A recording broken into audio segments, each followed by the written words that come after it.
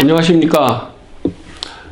예주랑학교 권영호 다시 한번 또 인사드립니다. 성악을 하는 분들 중에 아니면 나는 성악을 처음 시작하겠다 그랬을 때 부모님들이나 집안에서의 모든 의견을 많이 종합해 보면 그래 그거 진짜 좋아. 근데 너 나중에 뭐 해 먹고 살라고 그래. 이런 말을 너무나 많이 듣게 됩니다. 실제로 성악을 공부하면서 나중에 정말 자기가 뭐를 하면서 살아야 될지 고민하는 사람들도 너무나 많습니다.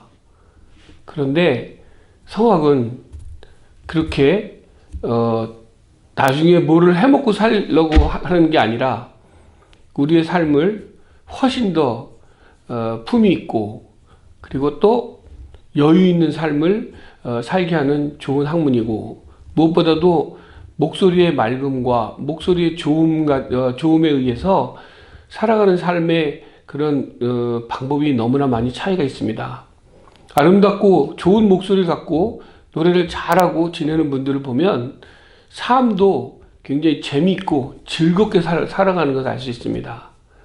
우리 주위에도 목소리가 너무 탁하고 힘들어서 목소리 때문에 고심하는 분들 너무나 많죠. 심지어는 저희 병원에 찾아오는 분들조차도 자기의 목소리를 바꿔서 새로운 삶을 살고 싶어서 오는 분들 많습니다.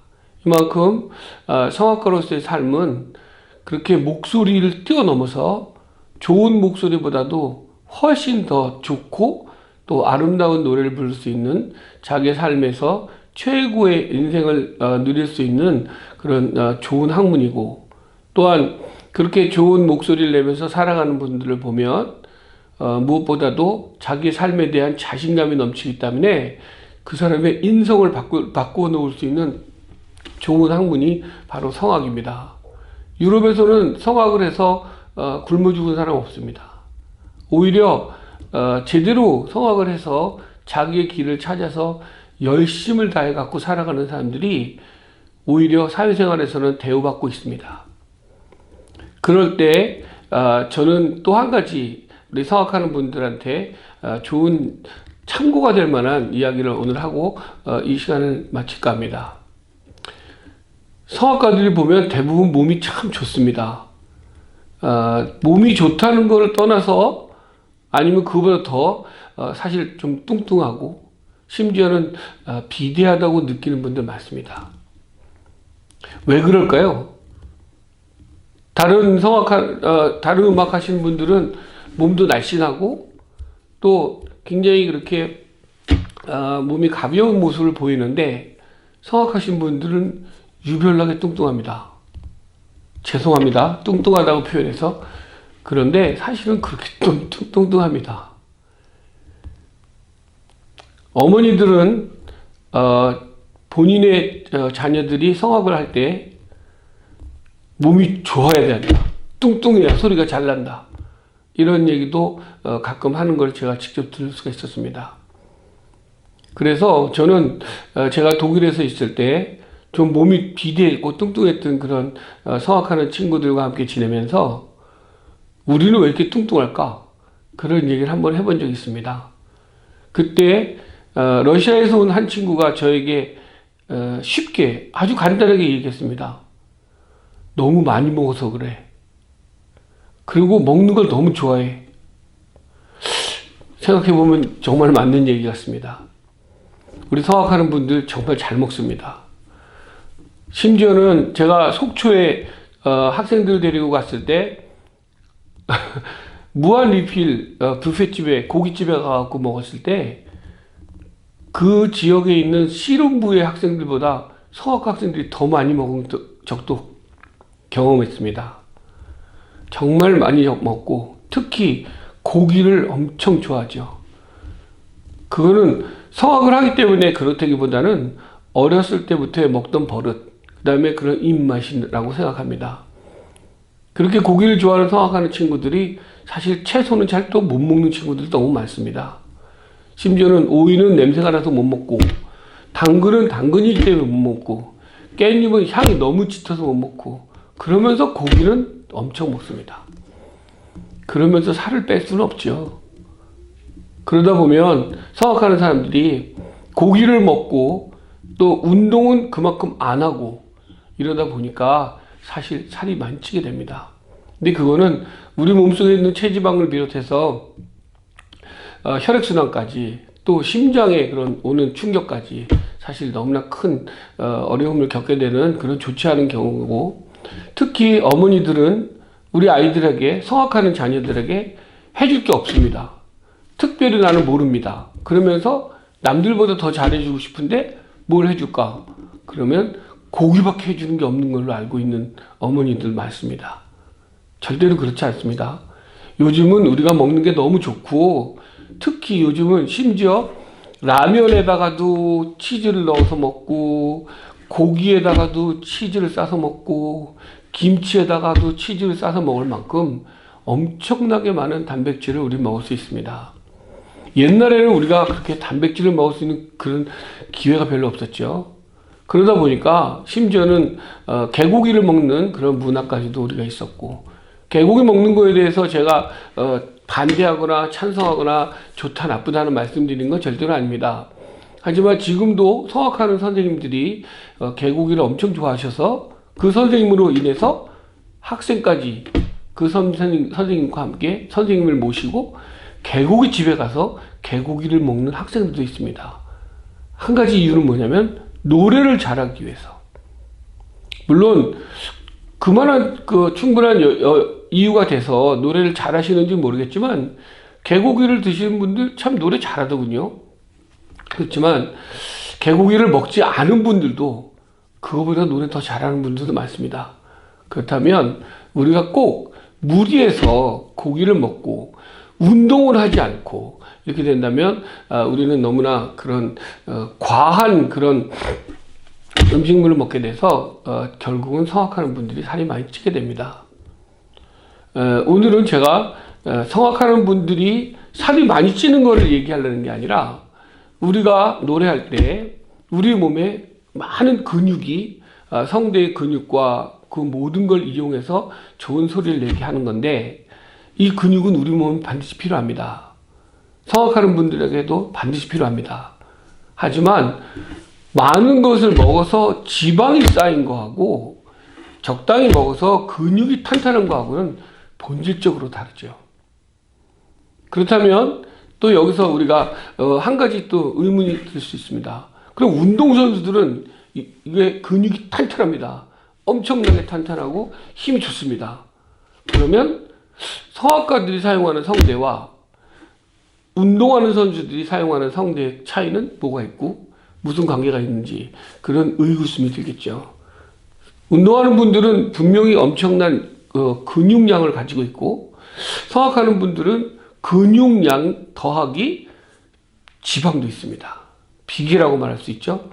그렇다면 이런 지방, 비계는 근육의 움직임을 감소시킬 수 있기 때문에 오히려 도움이 안 되지만, 운동하는 선수들은 근육만 있습니다. 그럼 노래를 엄청 잘해야 되겠죠.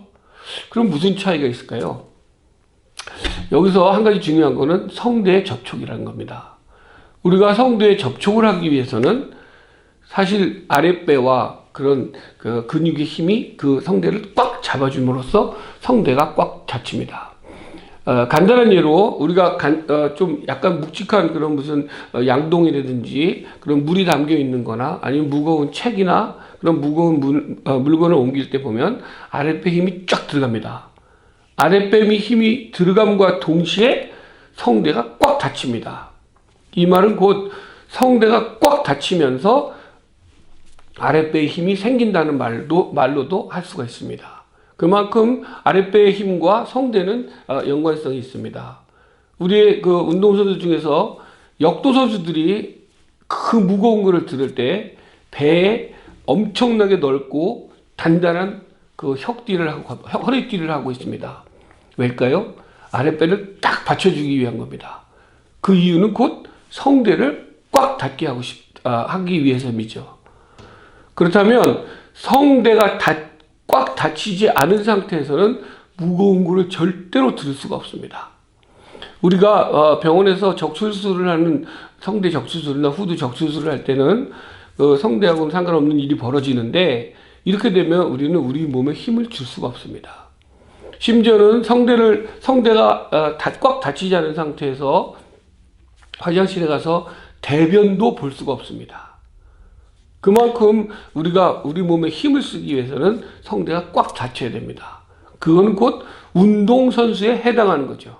운동선수들은 힘을 줘야 되고, 또 그 힘을 유지해야 되고, 근육을 탄탄하게 유지하기 위해서는 성대가 꽉 닫힌 상태로 계속 유지가 돼야 됩니다.